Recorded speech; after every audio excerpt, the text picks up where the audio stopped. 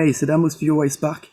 Comment mixer les basses fréquences? Alors, c'est vrai que c'est ce qu'il y a de presque le plus difficile dans le mix.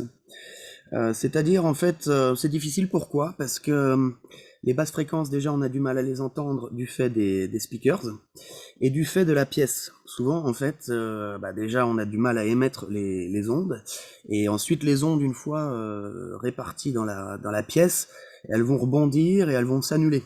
Donc, on va avoir des creux et des bosses, en fait, dans donc la réception à nos oreilles des basses. Donc ça, déjà, la plus grande difficulté, en fait, c'est déjà de bien entendre les basses. C'est aussi pour ça que, du coup, le traitement acoustique est extrêmement important, la position des enceintes, etc. Donc, bien gérer ta phase, déjà, dans la sortie de ton son. Donc ça c'est vraiment capital, capital. Tu peux faire des tests en fait avec un synthétiseur le plus basique. Tu te mets une sine et ensuite tu vas jouer toutes les notes de basse les unes après les autres devant tes enceintes comme ça. Et tu vas écouter si tu as des notes qui sont plus fortes que d'autres. Typiquement, dans la plupart des studios amateurs, c'est le cas. D'ailleurs, c'était le cas ici avant la fin du traitement, parce que si tu veux, j'ai fait un traitement quand même initial à la construction, donc avec un bass trap au sol, etc., dans les murs, voilà. Donc il y avait déjà un traitement quand même conséquent. Et malgré tout, donc quand je me suis installé, voilà, que j'ai posé mon matos pour la première fois, eh bien, j'ai commencé à faire ces tests que je fais tout le temps, à chaque fois que j'arrive dans un nouvel endroit, c'est-à-dire que je vais tester finalement comment je perçois le son, puisqu'en fait c'est quand même la base dans le sens où si tu perçois mal, tu vas forcément mal produire, puisque ce sera ta base de production. Donc, conseil numéro un, c'est vraiment travailler ton environnement d'écoute, puisque les basses fréquences sont difficiles pour ça. Voilà. Donc pourquoi c'est difficile de mixer les basses fréquences? C'est d'abord par rapport à la sortie, et aussi par rapport au mixage interne, c'est-à-dire que comme on a des ondes longues, eh bien, elles vont, si tu en mets plusieurs, elles vont venir se superposer et s'annuler exactement comme à l'extérieur, donc en faisant des creux et des bosses. Alors c'est quelque chose que quand tu maîtrises, tu peux utiliser justement pour faire des sons un petit peu spécifiques qui sortent de l'ordinaire. Par contre, il faut bien les maîtriser. Et pour ça, pour t'aider à vraiment comprendre ce qui se passe, étant donné qu'aussi à l'oreille c'est difficile dans le sens où c'est le bas de notre perception auditive, donc on a plus du mal à ressentir ce qui se passe, on a moins de précision qu'autour de 1 kg. Donc c'est important en fait d'avoir des outils qui te permettent de vérifier ce qui se passe. Et le premier outil que je t'ai déjà présenté pas mal de fois, c'est l'outil Record, pour voir en fait la phase, comment elle se comporte. Alors ici, si tu veux, j'ai préparé un exemple vraiment classique que surtout les débutants vont faire ce genre d'erreur. C'est d'amener par exemple un kick donc très long, avec donc une très long dans le temps. Donc je vais te faire écouter le kick, on va le record tout de suite et le regarder.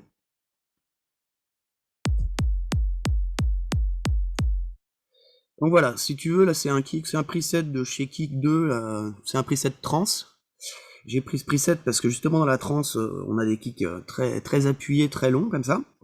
Et tu remarques donc que ce kick prend toute la barre. Il prend toute la barre. Donc premier conseil, c'est si tu veux utiliser une basse, parce que tu peux tout à fait utiliser un kick seul qui va contenir de la basse, et au-dessus, au niveau de la fréquence, mettre autre chose. Par contre, tu vas laisser le kick seul pour qu'il puisse s'exprimer tranquillement. Donc, je te dis direct, le secret. Le secret, c'est isoler. Isoler. Donc, tu vas isoler dans le temps et dans la fréquence, dans le spectre. C'est vraiment le conseil, c'est-à-dire que finalement, il n'y a pas trop d'autres solutions, à part vraiment le sound design très réfléchi, très conscient. Et c'est vrai que là, on va faire aussi dans cet exemple une superposition de basses. C'est tout à fait possible. Par contre, il va falloir vraiment le faire sciemment. Voilà. Donc, souvent, un débutant, il va te faire un kick bien lourd, parce qu'il a envie d'un kick avec une basse comme ça. Il va te sortir aussi un sub bien bas. Donc ici, j'ai ça. J'ai mis une saturation là pour créer des harmoniques, donc tu les vois au spectre, pour en fait rendre le mix encore plus difficile. Donc ça c'est mon sub, qui est généré à partir d'un sine. D'ailleurs, j'avais ouvert l'autre oscillateur justement pour créer des harmoniques aussi. Voilà, donc là, on va rester sur un sub comme ça, mais avec un petit peu d'harmonique du fait de la saturation. Et ensuite, j'ai importé une basse acoustique qui a en plus plusieurs notes.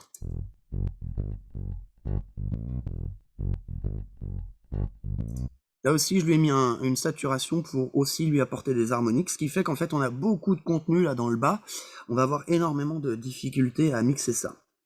Donc si il nous fallait mixer ça, comment on ferait? Donc on a trois éléments qui sont des éléments tout à fait classiques d'une musique électronique, à savoir un kick, un top bass et un sub, une bass et un sub, et voilà, le débutant il va arriver, il veut des choses qui tapent, qui soient bien lourdes, et il va prendre chaque élément bien lourd, ce qui est vraiment la grosse erreur, puisque comme je te dis, il va falloir isoler, dans le spectre, dans le temps. Alors par exemple, si on garde tout ça comme ça, de base, je vais regarder parce que je m'étais mis des sidechains pour les exemples suivants. Voilà, j'ai un petit peu de saturation aussi sur l'ensemble du groupe. J'ai mis ces deux-là dans un groupe pour pouvoir, donc c'est top bass et sub. Je les ai mis dans un groupe pour pouvoir agir juste après avec le sidechain. Et donc voilà, ici encore un petit peu de saturation. Je te fais écouter 100 avec. Donc tu vois, on est encore plus muddy. Alors voilà, ici si je fais un record, j'ai ça. Alors là, tu vois que c'est pas terrible. C'est pas terrible. Tu te rappelles de l'image du kick qu'on avait juste avant. Donc je te remets le kick en solo en record. Là, le kick est beau. Le kick est super beau, il est super propre. Et donc il se transforme en ça. Voilà, donc ça a plein de problématiques, puisqu'en fait on a une phase qui est pas du tout symétrique, et elle est pas belle. Elle est pas belle du tout. Alors que nos éléments de base, regarde cette phase-là, elle est très belle. Et notre sub, normalement, la phase est belle aussi. Si j'enregistre en solo, on a ça. Voilà, donc là c'est absolument parfait. Donc si tu veux, c'est dommage d'avoir trois éléments de base qui sont de bonne qualité, et d'arriver sur un résultat pourri. Donc pourquoi ça fait ça? C'est du fait de la superposition, notamment parce que cette ligne de basse comporte aussi plusieurs notes. Donc là, on a des fréquences justement qui n'ont pas la même vitesse. Donc forcément, au niveau de la phase, on va avoir des problèmes. Alors, qu'est-ce qu'il faut faire? Il faut faire des choix. Il faut faire des choix, et souvent le choix qu'on fait, c'est qu'on veut tout entendre.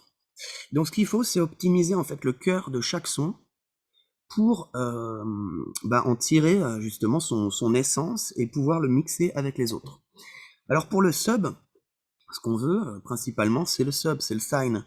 Donc tu vois, on va avoir tendance finalement à désactiver la saturation et donc les harmoniques pour laisser de la place juste au-dessus. Alors voilà, tu vas me dire, justement, un débutant, il va écouter son sine de base et se dire, même suivant le matériel qu'il a, il va même pas l'entendre. Donc ça c'est dommage. Mais en fait, si tu veux, il faut quand même garder un sub bien pur, de manière à amener ton top au-dessus. Et ton top, à l'idéal, moi ce que je ferais, c'est lui couper le bas. Alors, on va essayer déjà sans lui couper le bas, en laissant les harmoniques du top. On va voir ce qu'on a. Tu vois, on a quelque chose qui est quand même assez correct. Alors bon, seulement ici, je vais baisser le output, puisque les 6 dB ici de drive sont en ajout au niveau du volume de sortie. Donc, alors je mets -6 ici pour avoir moins de différence entre cette partie-là et cette partie-là. Donc déjà là, tu vois, on est dans le mix. Donc voilà, j'ai deux sons qui sont quand même plus réguliers. Je vais même pouvoir booster un tout petit peu le volume de mon sub. Donc je vais pourquoi pas gagner 2 dB ici. Voilà, on va partir là-dessus. Alors ici, à l'écoute, Bah l'écoute, j'ai pas trop de sub. Alors, si par exemple, moi ce que je ferais, c'est faire un EQ. Donc couper le bas ici, dans la zone qui m'intéresse. C'est-à-dire en fait, c'est une zone, donc le cross, je le placerai là où ça me laisse non seulement de la place pour le sub, et j'en dis assez sur mon top, puisque mon top va contenir quand même des fréquences plus basses. Et si j'écoute mon top en solo, j'ai pas envie de lui enlever trop de sa nature. Voilà.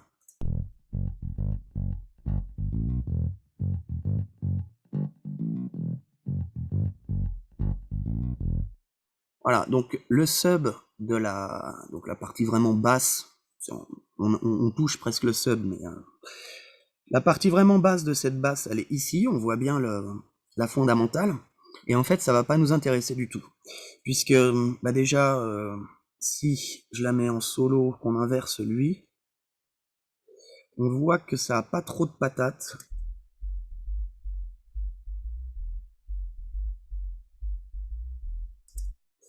Bah, le sub est pas vilain non plus, mais voilà. En fait, si on voulait mixer tout ça, forcément, il faut faire un choix. Tu peux pas laisser les deux, puisque l'un va écraser l'autre, c'est inéluctable. Après, tu peux aussi avoir de la chance dans ta phase, ou déplacer ton sample ici comme ça, pour trouver un point, finalement, ce qu'on appelle de l'addition constructive, c'est-à-dire tes phases vont venir s'amplifier d'une manière que tu considères musicale et correcte. Parce qu'attention, si tu amplifies trop tes pics, ça peut aussi te poser des problèmes et tu auras du mal à donner la puissance nécessaire à ta basse. Donc, moi je ferais ça. Donc, couper le bas et récupérer simplement les harmoniques qui m'intéressent dans ce top bass. Vraiment, on commencerait à partir de cette harmonique-là et on ferait un boost là pour aller récupérer une pente ici qui donnerait vraiment de la valeur donc à notre son. En solo, il serait comme ça. Réflexe important aussi, c'est d'aller l'enregistrer tout de suite après l'EQ, parce qu'un EQ, ça va souvent t'exploser la phase. Donc il va falloir que tu fasses là aussi un choix sur le placement de ton cross dans l'EQ pour avoir une belle phase, une phase plutôt symétrique au plus possible. Donc là, où est placé le Q, la phase est symétrique, elle est pas mal. On voit qu'on a une belle déformation quand même, tu vois, par rapport à ça. C'est-à-dire on a perdu quand même bien la nature de nos pics, mais c'est correct. On peut faire des essais à déplacer un tout petit peu le cross ici. Tu vois, là on a récupéré un petit peu le pic, donc on est plus dans la vraie nature du son. Et ensuite, tu vas pouvoir mettre ton sub ici. Alors, soit donc, comme je conseillerais, pas mettre d'EQ sur le sub, par contre, enlever les harmoniques qui ont été générées après, puisque là c'est un élément indépendant, donc on peut tout à fait le désactiver. Et si par exemple tu étais dans le cas d'un sample, donc avec tes harmoniques qui sont prisonniers de ta waveform, à ce moment-là, bah, tu te mettrais un EQ ici, et même principe, donc tu te le mettrais là, après évidemment au final. Voilà. Et donc tu chercherais le point ici aussi, où ta phase serait plus ou moins correcte. Le plus correct possible. Donc, comme je te dis, le plus correct possible, c'est qu'elle soit belle en termes de symétrie et en termes de régularité aussi, puisque là on est sur un sine, il doit être régulier. Et il doit être donc symétrique. Alors là, tu vois, c'est le cas, hein, le sub est beau, l'EQ lui a pas posé de problématique. Si par exemple j'avais fait ça, je pense qu'on aurait une problématique. Ouais. Alors là, pas encore, tu vois, mais si tu vas t'amuser à bouger ton Q, etc., tu vas forcément avoir des problématiques, c'est-à-dire des petites déformations. Souvent, c'est une oblique. Tu vas te choper une oblique au lieu d'avoir un plateau ici en haut de ta phase. Voilà, ce qui est important, si tu veux une bonne basse bien épaisse, eh ben, c'est d'avoir un plateau le plus plat possible, sans qu'il soit trop plat évidemment, pour garder la rondeur, le pump de ta basse. Donc voilà, ça c'est quand même des bons conseils, c'est des conseils de base on va dire. Donc on continue si tu veux à mixer ces deux-là.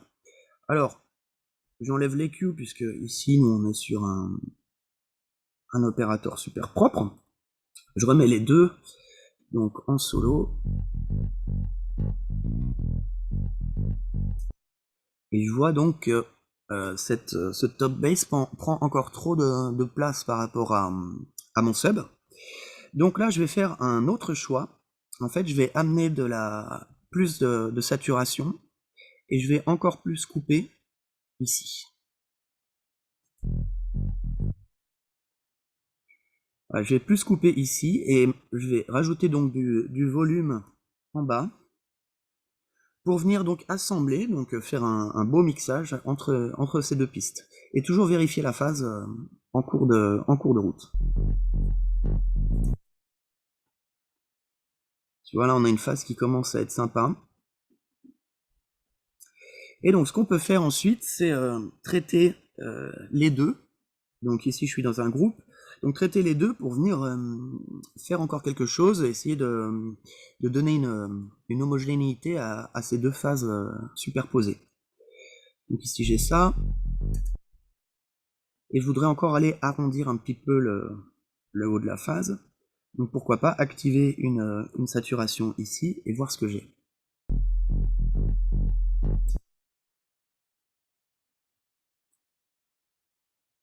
Donc on s'est arrondi un petit peu plus, d'accord. Par contre, à l'oreille, on n'est pas terrible, tu vois.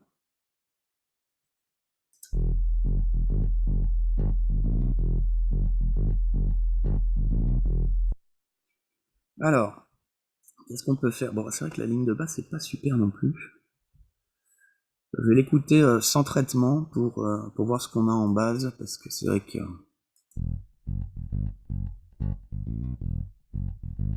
Ouais, bon, elle a déjà des problématiques à la base, alors bon, c'est... Ouais, donc elle garde ces mêmes problématiques là du sample qui saute en fait. Pourtant, je me suis mis ici en transitoire pour laisser les notes. On pourrait essayer par exemple de se mettre en complexe, voir si...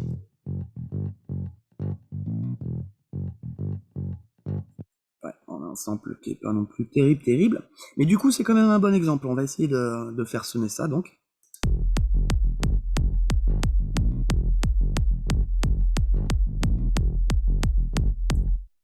Donc ici, on pourrait aussi baisser un petit peu le Q ici, tu vois, pour avoir une pente plus douce entre nos deux éléments. Là maintenant, je vais vérifier ce qu'on a avec le kick. Et voilà, donc on a toujours ce grand problème avec le kick. On va considérer que nos éléments de base sont déjà pré-mixés. Donc on va s'attaquer maintenant à mixer le kick avec ces deux éléments. Et là aussi, il n'y a pas vraiment de grand secret à part donc l'isolation. C'est-à-dire mon kick, c'est soit je veux vraiment le garder entier. À ce moment-là, je vais devoir pumper mon sub, voire ma basse. Mais ma basse, du coup, comme je lui ai fait un trou ici, donc elle contient plus de sub, elle va poser moins de problèmes. Par exemple, si je mets en solo cette basse avec le kick, ici, ça devrait déjà être plus joli que ce qu'on avait juste avant. Tu vois. Donc là, on a l'attaque du kick qui est beaucoup plus respectée et on a une phase finalement qui est assez correcte. Donc effectivement, maintenant on a résolu le problème du sub dans la basse, mais on n'a pas résolu le problème du sub avec le sub du kick. Puisque, encore une fois, tu vas pas pouvoir superposer des subs et des subs et des subs, surtout s'ils ont des différences. Si les subs sont parfaitement équivalents, qui se ressemblent en phase vraiment, ou qui sont très très proches, tu vas pouvoir les superposer. Et tu vas pouvoir aussi obtenir des sonorités qui ont un grand intérêt. Après, il faut se méfier aussi d'une chose, c'est que tu as la forme d'onde ici, que tu vois, mais tu as aussi cette forme d'onde qui sort des enceintes, et en sortant des enceintes, elle va encore créer des problèmes de phase, puisqu'elle va être générée, voilà, dans un environnement réel. Donc en fait, plus tu vas être propre, et mieux ça va sortir au final.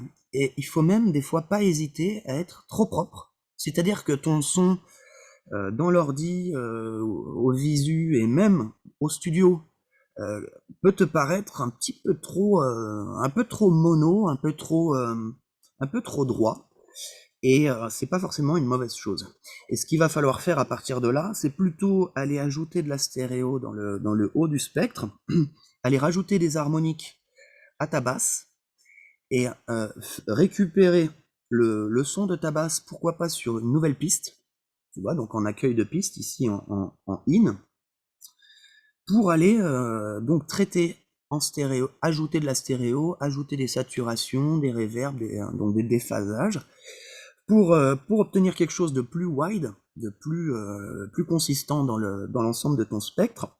Par contre, encore une fois, quand tu auras fait on va peut-être le faire aussi. Une fois que tu seras dans ce travail-là, là aussi, à chaque modification, tu vas te faire un record pour regarder si ta basse est bien respectée tout au long. Et normalement, si tu fais ça, en fait, tu n'as aucun problème, tu vas avoir en fait un bon son à l'oreille, tu vas avoir une phase visuellement jolie, et donc un mix qui va sonner bien, et qui va sonner bien aussi sur les différents supports qui vont pas forcément réagir pareil à ta phase. Alors, donc si ta phase est belle, elle va forcément réagir mieux à travers les différents matos. Voilà. Alors, ici, on pourrait commencer sur ce qu'on appelle le sidechain, c'est-à-dire donc un pumping entre deux éléments. Ici, le kick et la basse. On a vu que le kick était trop long. Donc on va voir la solution numéro 1, sidechain. Voilà. C'est-à-dire on garde le kick comme il est. Par contre, on va pas tout dire de ce kick, c'est-à-dire on va en éteindre la queue en fonction donc de la basse. Alors, ici, on va voir un sidechain tout à fait classique que j'ai mis directement en rapport au kick, donc au kick réel. Donc sidechain classique, à savoir attaque au mini, release au mini, beaucoup de ratio, et donc on joue sur le threshold pour avoir le pumping désiré. Alors voilà, j'enlève le solo.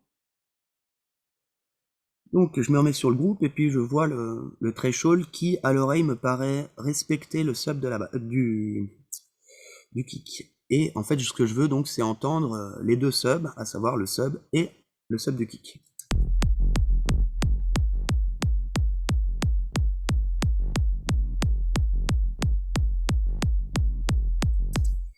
Donc là j'entends les deux, mais tu remarques qu'en fait on a éteint, on a vraiment éteint donc beaucoup de notes basses. Alors on va enregistrer pour voir ce qu'on a. Alors là, tu vois on est propre au niveau de la phase, super. Par contre, on a vraiment plus grand chose, notamment sur le top bass. Alors ça, c'est une solution que tu peux faire si t'as vraiment pas le choix. Si tu peux pas faire un EQ sur ton top bass, par exemple dans le cas où ton top bass et ton sub seraient déjà mélangés, donc là, ce serait déjà vraiment dommage. Et tu n'aurais pas beaucoup d'autres solutions que vraiment faire un cut dans le temps avec du coup un sidechain de ce type. Tu peux prendre un sidechain plus précis, un sidechain qui va être aussi spectral, c'est-à-dire qu'en fait il va écouter les pics qui vont poser problème en fonction du spectre, et dès qu'il va voir des superpositions, il va éteindre pour atteindre le ratio que tu as désiré. Donc moi j'utilise Spectral Dynamic là de chez Melda, qui fonctionne très bien, et j'espère qu'il va évoluer encore parce que c'est super. Alors je me suis mis ici en ducking basse, mais il écoute quand même le spectre. Alors en fait, d'après ce que j'ai compris de lui, c'est quand même il réduit son champ d'analyse au bas du spectre, et c'est là-dessus qu'il agit. C'est la différence avec ducking tout court, qui va écouter l'ensemble du spectre. Ça marche aussi, le problème c'est que du coup, il va vraiment écouter l'ensemble du spectre, et il va être moins précis, c'est-à-dire qu'il va écouter, il va faire des duckings sur des petites cymbales, des choses en fait qu'on aurait qui supportaient tout à fait la superposition. Parce que tu vas pouvoir superposer des fréquences, notamment des fréquences qui sont pas dans la même tonalité, dans le haut du spectre, ce sera beaucoup moins dérangeant, tu vas juste avoir une sensation qu'on n'est pas dans la tonalité, mais ça peut tout à fait être musical. Et le corps peut l'admettre. Donc ça c'est important, et c'est surtout que tu vas pas perdre la puissance qui t'est nécessaire dans les basses, puisque là, si tu perds la puissance dans tes basses, à moins que ce soit un LFO voulu, donc c'est-à-dire tu vas mettre deux basses qui sont différentes et une va éteindre l'autre, mais avec justement la rythmique du LFO naturel, ça j'utilise beaucoup et c'est super intéressant aussi. Mais bah encore une fois, il faut savoir ce que tu fais. Donc ici, avec un sidechain donc orienté spectral dans le bas du spectre, on a quelque chose aussi qui marche très bien. Donc on aurait ça. Voilà, donc là tu vois qu'on est super, et à l'oreille on est mieux, je vais te laisser un peu plus tourner là. Donc là ça marche mieux, mais du coup, si tu veux, comme ici on a filtré, moi ce que je ferais c'est sortir cette basse là du groupe, puisque normalement elle ne pose plus de problème. On va vérifier. Voilà. Pardon. Donc là on voit que on a plus d'influence, mais que c'est tout à fait correct. Et à l'oreille, c'est quand même beaucoup mieux. Donc, moi, ce que j'aurais tendance à faire ici, maintenant, c'est donc d'aller chercher les fréquences, par exemple celle-ci, qui me poserait un problème. J'imagine que ça va être au niveau de ce pic-là. Et ensuite, je bougerai ce pic plus ou moins dans la fréquence et plus ou moins dans le volume. Donc, on peut faire un essai pour voir, peut-être en montant un petit peu la fréquence ici du pic. On met au début. Donc tu vois, on l'a décalé le pic. Hop, je me remets sur lui. On va se bouger encore un peu la fréquence pour voir si le pic se décale encore. C'est toujours la même erreur. Voilà, on a encore décalé le pic. Donc tu vois qu'en fait tu as une maîtrise sur ton spectre et sur donc ta phase. Avec l'EQ, tu as beaucoup de choses à faire qui peuvent résoudre des problèmes justement de phase. Donc c'est ce qu'on appelle reformuler une phase. Hein. Donc ici, par exemple, je pourrais maintenant baisser ce pic. Voilà, tu vois qu'en fait là, il est quand même plus régulier qu'au début. Et là, ça redevient correct. Donc ça peut être une solution, c'est-à-dire garder ton kick entier, le faire pumper avec ton sub, et donc ta basse, tu la mets sur une piste indépendante, mais par contre, tu la filtres en vérifiant bien, donc sa phase se colle bien avec la phase du sub, et se colle bien avec la phase du kick. Donc voilà, solution mix qui marche très très bien. Voilà, qu'est-ce qu'on peut faire d'autre? En fait, ce qu'on peut faire, c'est jouer aussi sur l'attaque du kick, parce que si on fait un sidechain, ça veut dire qu'en fait, il y a une partie du kick qui ne va pas être dite. Donc pourquoi pas couper directement l'enveloppe de volume dans le kick, de manière en fait à avoir un kick plus tight, et donc sound designer ton kick exprès pour qu'il soit en conjonction de ton sub et éventuellement de ta basse. Puisque là on voit que le top bass, c'est aussi pour ça que j'ai pris cet exemple de top bass, c'est que tu vois qu'il tape sur le kick. Voilà, par moment sur le premier temps, il tape sur le kick. Donc ça c'est assez délicat si on a des fréquences qui se superposent. Donc c'est pour ça que j'ai pris un exemple vraiment merdique au niveau du mix, pour avoir un maximum de difficultés, et donc t'expliquer les solutions, les différentes solutions possibles. Alors par exemple, tu vois donc, on pourrait enlever le sidechain, voir ce qu'on a en fréquence.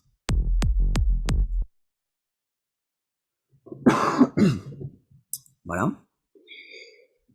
Et essayer maintenant de designer le kick en fonction de ta basse. Donc on voit ici qu'on a vraiment un problème au niveau de l'attaque du kick. Et je me dis, bah tiens, est-ce qu'on a vraiment besoin de l'attaque du top bass? Parce que j'ai l'impression qu'en fait on est dans des fréquences quand même bas médium. C'est ça qui nous intéresse dans ce top bass. Et ces fréquences bas médium vont de toute façon mettre un certain temps à sortir. Tu vas pas sortir un 100 Hz comme ça en 2 millisecondes. Donc tu peux te permettre d'enlever un petit peu d'attaque, en fait. Et c'est ce que je vais faire là pour voir, par exemple, en enlevant juste ce qui me dérange ici. J'aimerais quand même avoir le début du kick propre, voir si en enlevant le début de la note, ça pourrait le faire.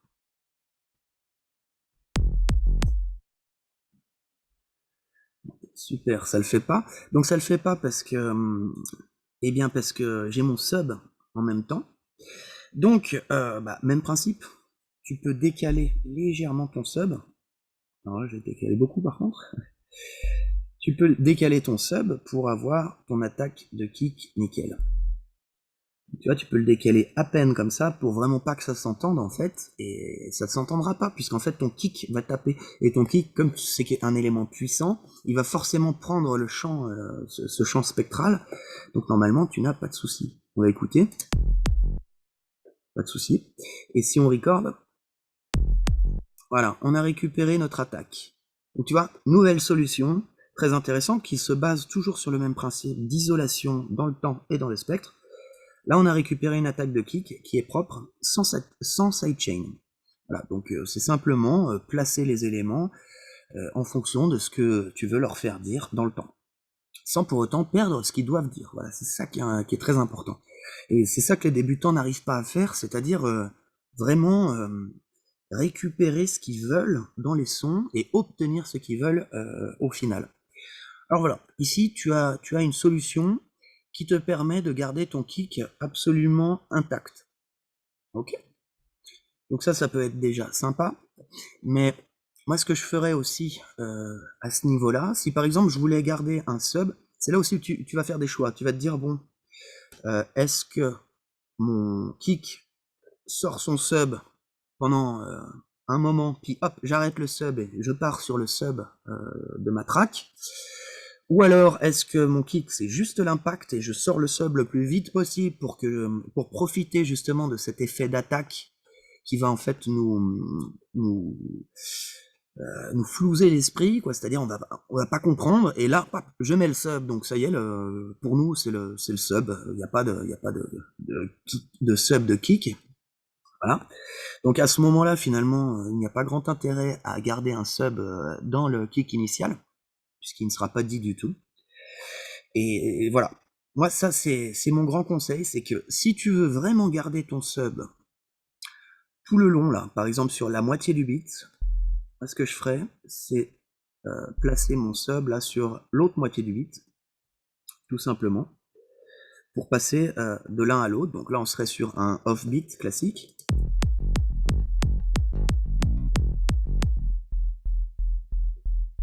Voilà.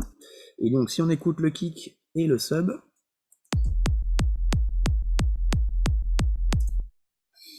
il se perturbe, ça s'entend quand même, mais là, ça va être gérable. Du coup, tu vas, pareil, décaler un tout petit peu, si tu veux pas de sidechain, hein, tu vas décaler un tout petit peu ici, et éventuellement ta sortie de note aussi. Ta sortie de note, tu vas la fermer un tout petit peu avant pour laisser ton sub se refermer avant donc l'entrée de ton nouveau kick.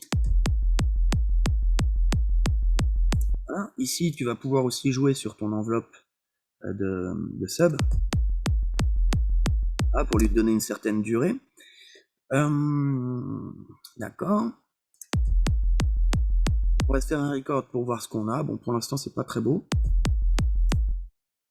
C'est pas très beau, mais tu vois que donc les fréquences se dérangent pas. On a quand même ici on a une attaque qui est cassée justement par la fin du sub. Tu remarques que la phase continue là, et donc vient perturber le kick. C'est pour ça que cette phase descendante là va venir faire descendre la phase de l'attaque du kick. Voilà. Donc ça voudrait dire par exemple qu'on n'a pas assez décalé ici. Voilà. Ou ce que tu peux faire aussi, donc dans le cas d'un off-beat, c'est te faire une attaque de sub, ici dans l'enveloppe, qui soit plus souple. Ça aussi, ça marche très bien. Voilà, et donc là, tu peux te faire un release que tu définis peut-être un peu plus court. Donc à la limite du clic, on va écouter en solo. Ici, j'ai le clic.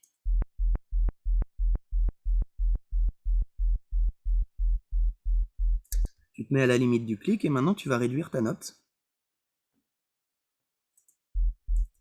Voilà. Maintenant, tu fais un record pour voir si tu manges encore le premier temps. Et là, c'est encore un peu le cas. Donc, je vais encore réduire ma note. Donc, tu vois, tu remarques qu'en fait, faut quand même pas faut pas se fier aux notes MIDI, puisqu'en fait, elles vont déclencher un événement, mais ton événement va pouvoir durer plus longtemps que la note MIDI. Donc ça aussi, bien en être au joug quand tu fais ton track. Voilà, là, on commence à être vraiment pas mal. On va voir maintenant avec le kick si on a un petit peu moins de problèmes.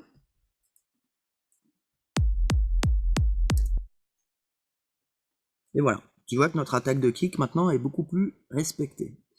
Donc, je ne cesse de le répéter, tu es obligé d'isoler les choses, en fait, donc de faire des choix en fonction de ton style musical défini. Donc là, par exemple, si j'étais en offbeat comme ça, bon, on serait plus sur de la techno, de la trance, de la psy, des trucs comme ça.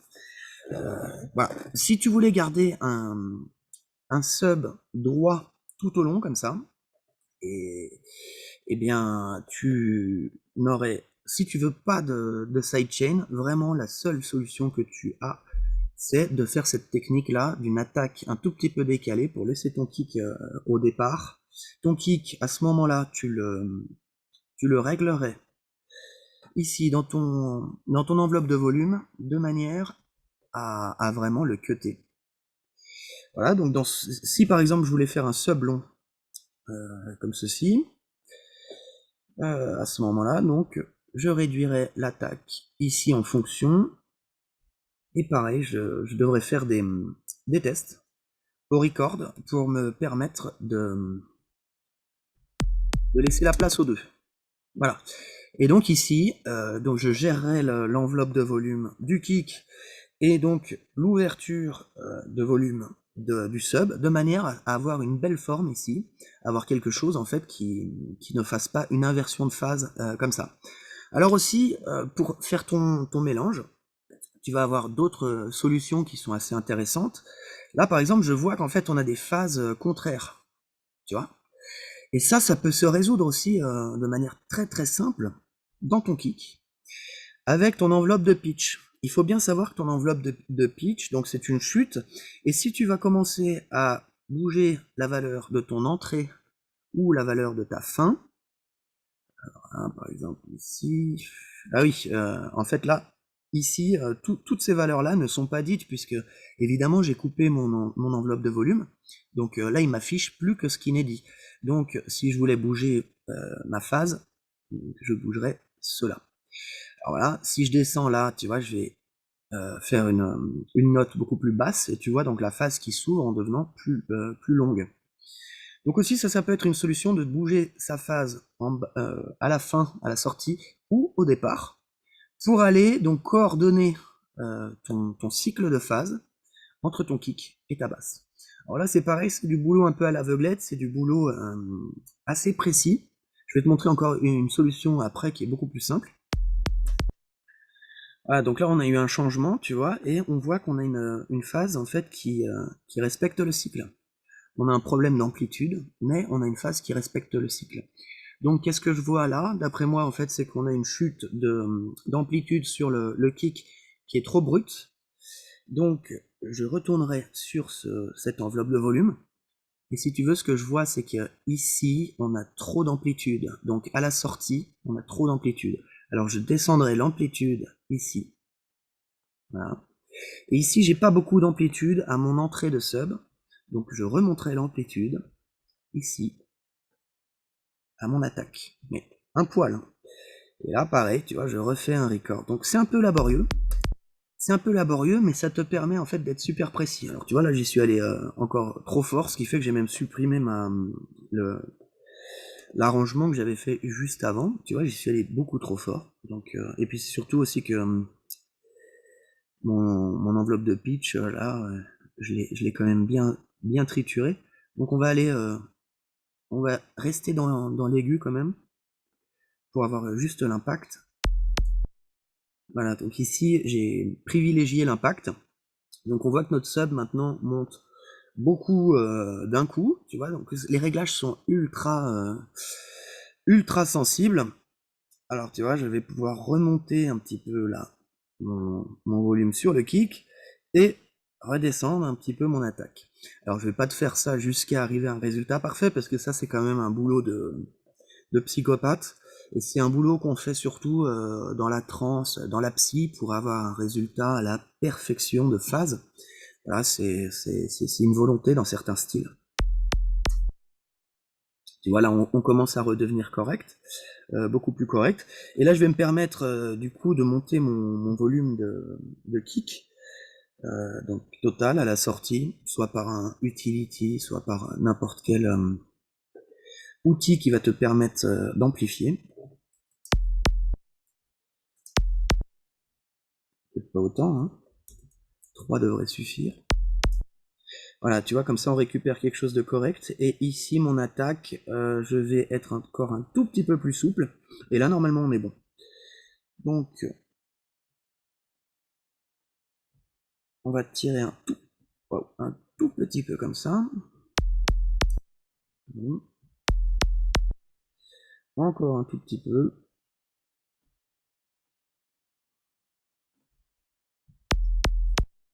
Voilà, donc là on commence à être vraiment sympa. Bon, là on a encore un petit délire de phase, donc pour être sur cette technique-là, franchement, pour arriver à quelque chose, faut vraiment peaufiner, faire plein de records, etc. Donc faut s'aider aussi de l'oreille et de records comme ça. Si par exemple t'es pas dans cette optique ultra précise, tu peux aussi t'aider d'outils qui pump, mais qui sont d'autres outils, à savoir par exemple, donc ça va toujours faire de l'enveloppe de volume. Par exemple, l'Autopan, qui va te faire un sidechain aussi, c'est vraiment le plus simple. Alors lui, le problème, c'est qu'il n'est pas en relation avec ta source, à savoir le kick. L'avantage, c'est qu'en fait, il va faire tout le temps son jeu. Donc aussi, c'est pratique, et puis c'est aussi ultra efficace, hein, le Autopan, ça c'est clair.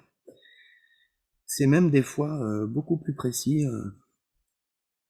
C'est même des fois beaucoup plus précis. Donc là, si tu voulais par exemple quelque chose qui pump dans ton sub, et donc qui respecte ton kick, imaginons qu'on ait un kick bien lourd.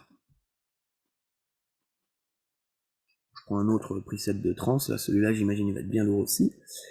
Et là tu peux faire schéma inversé, c'est-à-dire tu te mets un autopan sur ton sub, comme ça, pour dire la seconde partie donc, de ton clip.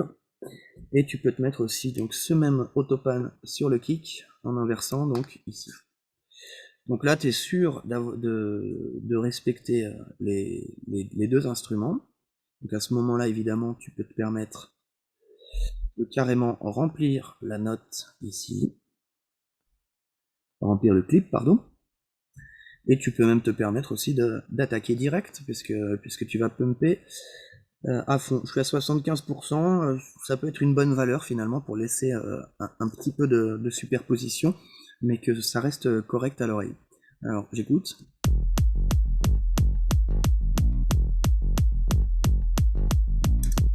Donc là, c'est vraiment pas mal dans le sens où finalement on a vraiment bien le kick, on a vraiment bien le sub, et on a vraiment bien donc le top bass. Donc ça c'est la solution la plus simple. Pour les débutants, vraiment je conseille ça. C'est-à-dire du LFO d'amplitude, quoi. Tu te prends un Autopan ou un LFO de chez Xfer ou n'importe lequel LFO qui va te permettre de faire une enveloppe d'amplitude, et tu vas tout simplement inverser les valeurs d'amplitude sur tes éléments problématiques.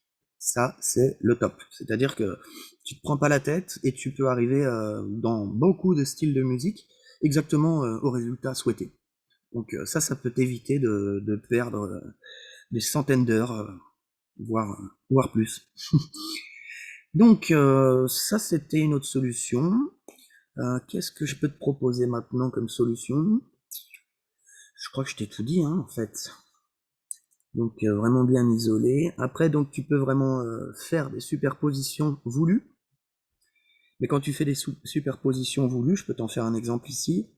Il faut vraiment savoir ce que tu fais. Par exemple, tu as pu voir ça dans d'autres tutos que je t'ai fait. Tu peux superposer des notes. Donc, si tu fais ça, tu vas avoir un LFO, mais du coup, si tu veux, la phase va passer d'une note à l'autre progressivement, ce qui fait que, en fait, tu vas avoir quelque chose de musical. Je vais enlever l'autopan.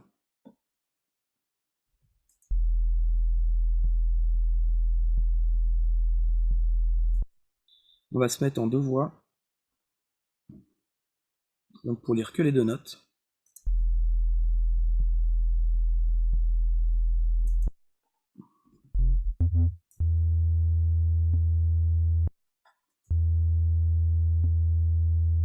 Normalement, elle devrait rebondir, là, c'est bizarre.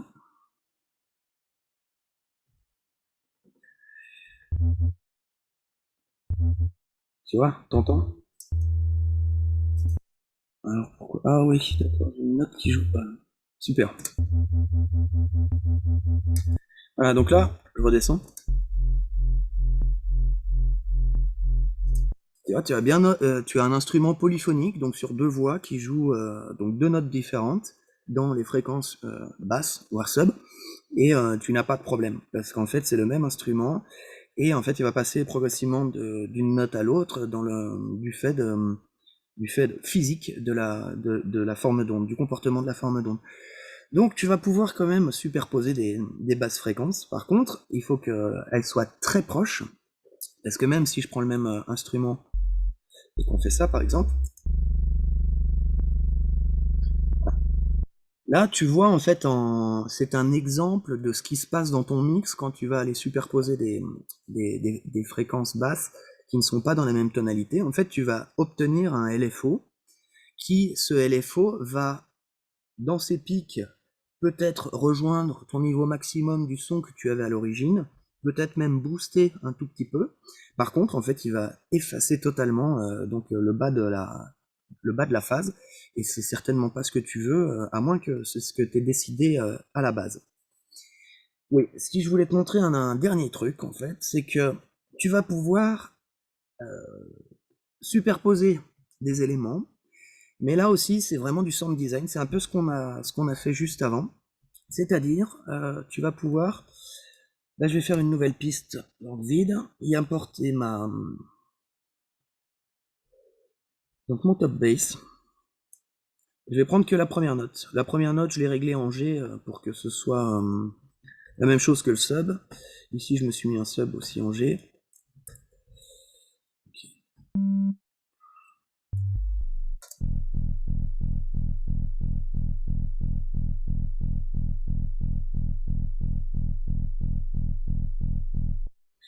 On va se mettre le sub plus haut pour qu'il soit plus dérangeant avec la basse.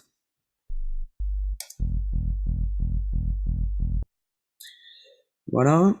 Alors là, elle n'est pas filtrée. Lui, il n'a rien non plus. Je vais le sortir du groupe pour qu'on soit sûr qu'on soit sûr d'être neutre. Voilà, donc au record.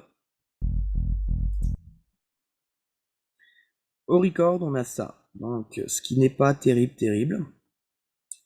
Et je vais me faire un clip un tout petit peu plus long peut-être. Juste pour le record. Dupliquer cette note là.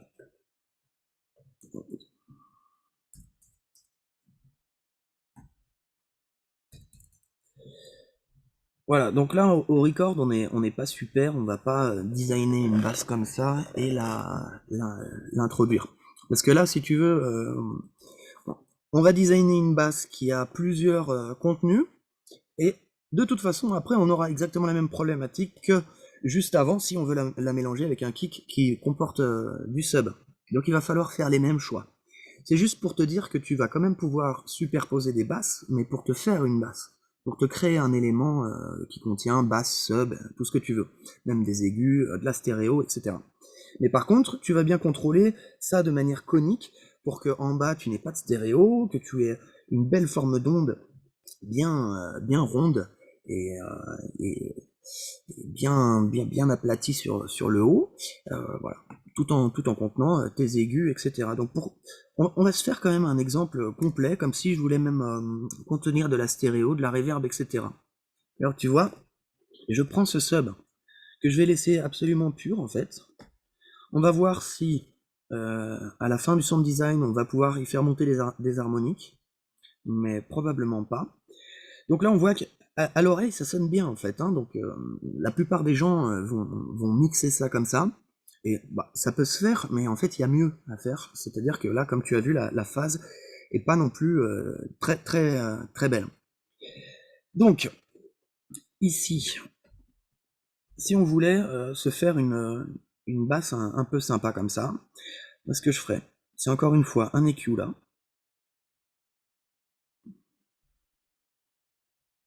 Sur le top bass, je commencerai à partir de cette harmonique là. Ici, on pourrait y envoyer, on pourrait dupliquer la piste,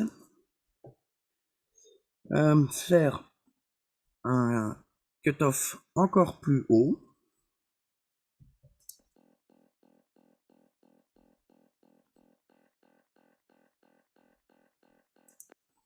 Voilà, ici y rajouter, donc là je monte des fréquences hautes. Ici on va en profiter pour mettre de la saturation, rajouter des harmoniques.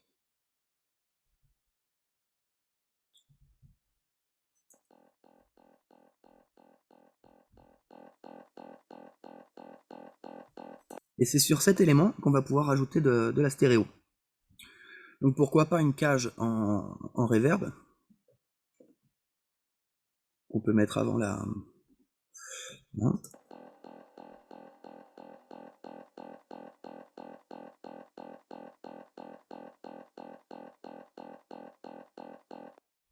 Ça marche, ici on peut récupérer du volume parce qu'on n'entend pas grand chose.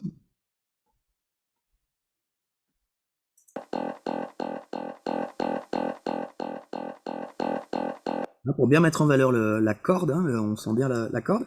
Du coup maintenant réflexe, je prends les deux layers là, et puis je vais les record pour voir si on a quelque chose de joli.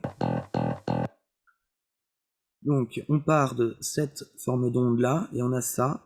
Donc on voit qu'on a pas mal d'harmoniques qui ont été rajoutées. On voit qu'ici on a une petite chute, on a quelque chose en fait on a une contrephase ici, mais qui n'est pas forcément voulu. Alors à ce moment-là, je vais aller peaufiner soit dans les réglages de la reverb, soit dans les réglages de l'EQ.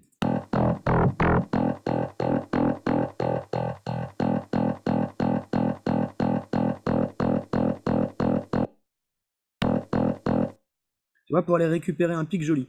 Donc encore une fois, tu as vu hein, comment reformuler ta phase, c'est pas compliqué, il suffit de bouger des valeurs dans tes éléments qui déforment la phase.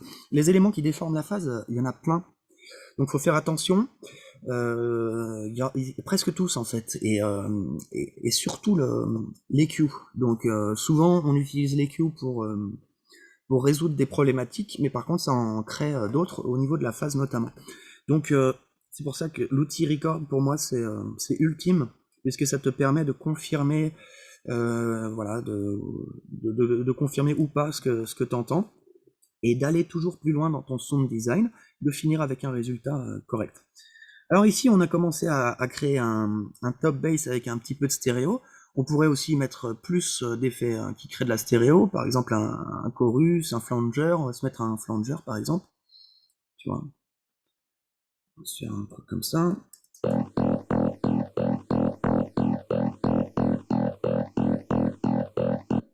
Pourquoi pas une compression aussi pour aller ressortir tous ces éléments.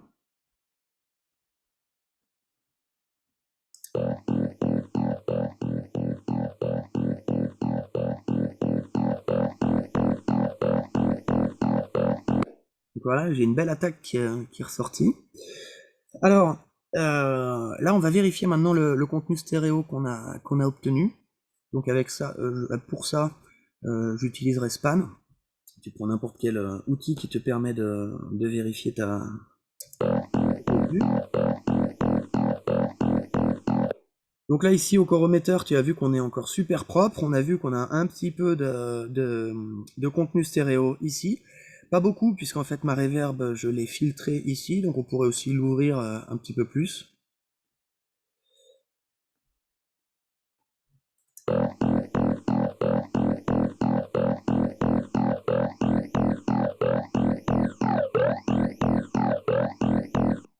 Donc tu vois, à mesure que j'ouvre les paramètres qui créent de la stéréo, c'est-à-dire du déphasage, ben je vois ma stéréo apparaître ici. Donc ensuite, je m'arrête à l'oreille. Enfin là, je pousse un peu les réglages pour bien comprendre les mécanismes et puis voir les résultats, puis entendre aussi.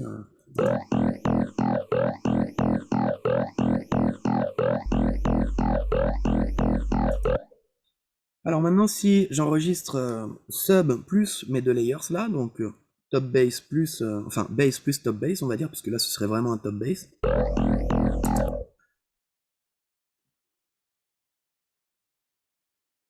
Ok.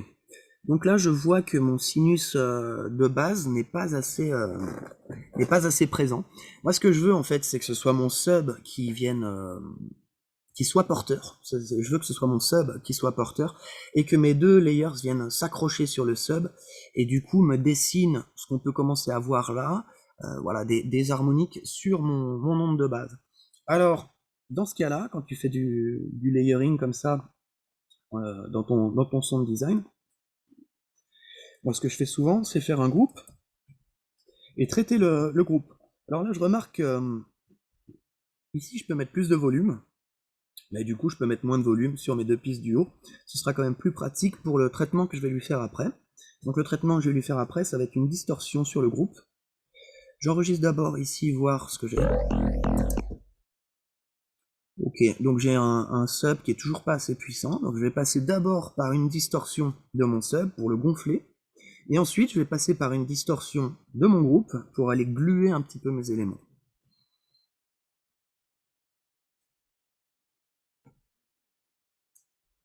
Alors, une saturation à 100%. Alors en fait, je vais commencer par le sub, ici, en solo.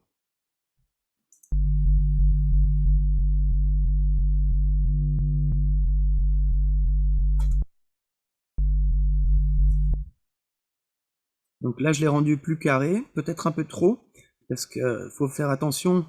Ici, tu vois que j'ai rajouté des harmoniques. Plus je vais saturer, plus je vais rajouter des harmoniques, et ces harmoniques vont venir perturber la basse. Alors, solution numéro 1, filtrer. Donc ici, je peux gonfler comme il faut.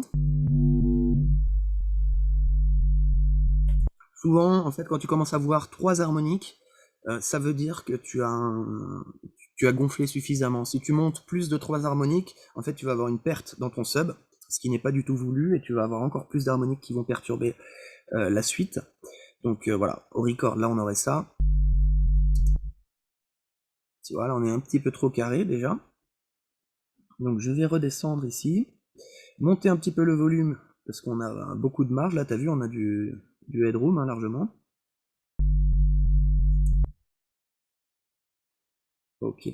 Donc on a deux petites formes là qui commencent à se créer. On peut voir avec un EQ, voir si on arrive à garder que le sub bien puissant maintenant, donc qui a été gonflé par les harmoniques. Voilà. Donc ici on a quelque chose de plus puissant quand même. On va essayer de voir sans la satu. Ouais, super, on a exactement la même chose. Donc avec et sans, en fait, on a la même chose. Donc on va simplement booster ici le volume pour se garder un sub propre mais puissant. Ah, ici je suis pas dans le rouge. Je vais quand même baisser la piste un peu. Voilà. Ici j'amène la basse.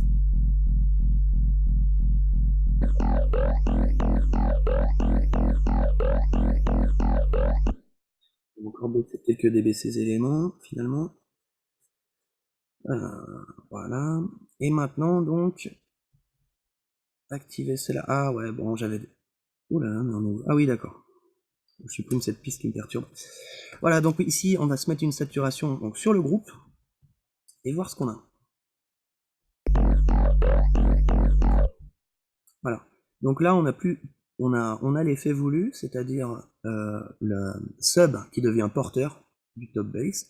Par contre, maintenant, on a des problèmes de volume, c'est-à-dire qu'on a les deux en fait qui sont trop forts. Donc je vais baisser en dB les pistes. et on devrait arriver du coup pile poil au résultat souhaité à l'oreille et au visu. Donc voilà, là tu vois on a des plateaux qui sont quand même bien écrasés en haut, et on a des harmoniques qui sont jolies à voir, et qui sont bons à entendre aussi. Donc voilà, ça en fait c'est donc une solution pour te faire des mélanges de basses et aussi t'apporter de la stéréo. On pourrait aller beaucoup plus loin, hein. Tu pourrais t'amener un imager, voilà, pour aller gérer tes volumes stéréo. Donc on pourrait fermer ici, se mettre un chronométeur en sortie aussi pour voir ce qu'on a. Ce qui est quand même important, c'est d'avoir une stéréo montante progressivement. Et ce qui est important aussi, c'est de ne pas avoir ta stéréo qui dépasse ton signal mono. Voilà. Ça, c'est quand même important. Donc, tu peux faire ça.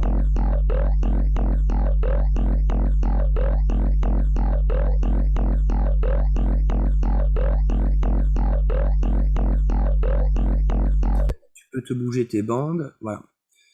Pour aller te rajouter du signal. Et évidemment, à chaque fois que tu vas faire ce genre de choses, tu vas vérifier le résultat en record pour voir si ta phase n'a pas trop changé.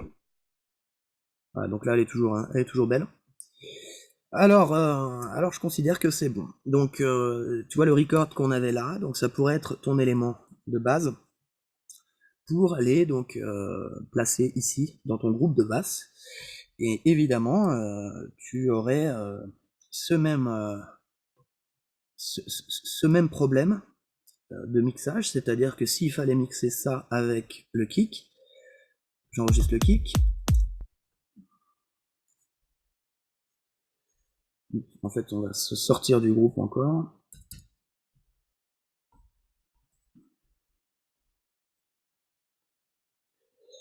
Voilà. Et voilà, je mets le kick ici. Et donc, une bonne technique aussi si tu es en audio, pareil, si tu n'as pas énormément de maîtrise de tout ça, je te conseille. Alors là, tu vois aussi, on peut en profiter pour voir quelque chose.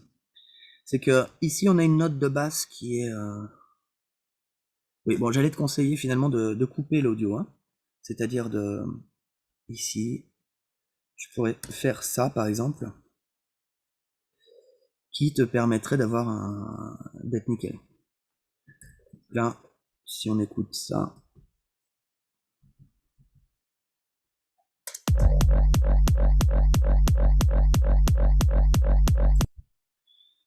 si normalement on record, t'as pas de problème.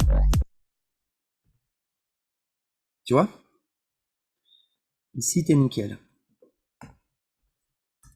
Donc après, il faut voir aussi à l'oreille si tu n'as pas trop perdu, parce que là, si je voulais dire, si je voulais vraiment dire le début de ma basse avec mon attaque de basse, malheureusement, j'aurais pas beaucoup d'autres choix que de faire ça, voire même de décaler l'ensemble de mon attaque, tu vois.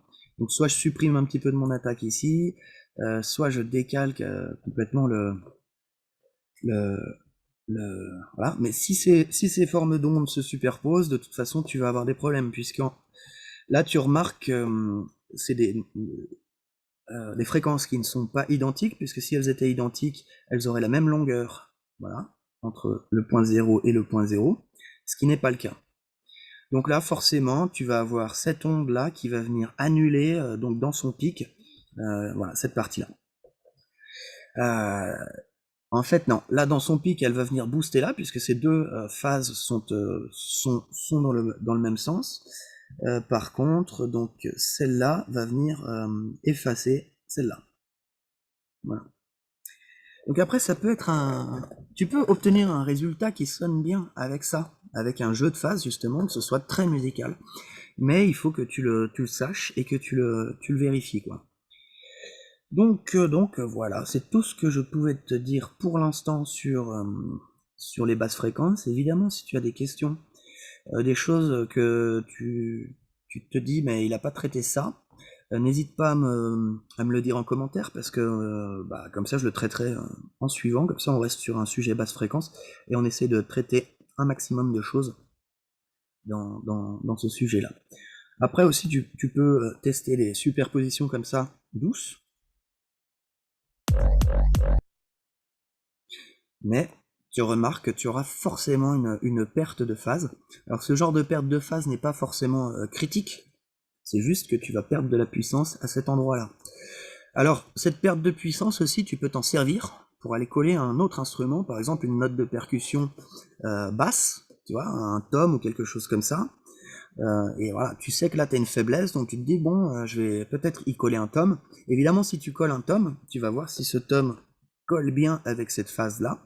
Et l'idéal, en fait, c'est de calculer cette note-là, donc cette fréquence-là, c'est-à-dire entre deux pics, et d'essayer de choper une fréquence qui soit la même. Comme ça, en fait, tu vas avoir justement une superposition constructive. Et du coup, au lieu d'avoir une faiblesse, eh ben, tu vas te reformuler la phase, encore une fois, mais grâce à un autre instrument. Et du coup, ta phase va rester puissante, en fait, grâce à ton séquençage, donc au tribut de ton projet musical. Voilà, donc ces basses fréquences, c'est très compliqué, hein, ça c'est clair. C'est très très compliqué. Et ce qu'il faut bien donc comprendre, bah, c'est que les phases s'annulent.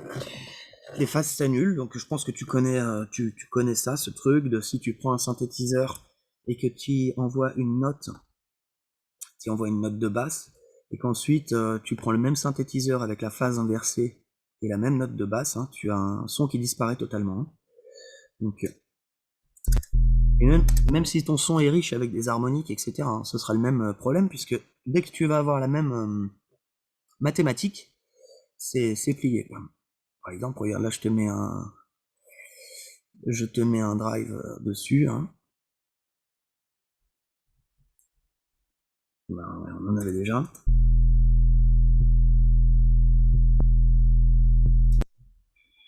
Donc si par exemple cet instrument, je le duplique, on se met un utility, on inverse la phase, il n'y a plus personne. Voilà. Donc ça, je pense que tu connais, et c'est vraiment ce principe voilà, c'est ce que je t'ai montré juste avant avec deux notes différentes, hein, c'est ce même principe, que si tu reviens sur exactement la même note avec des valeurs inversées, tu as plus de son.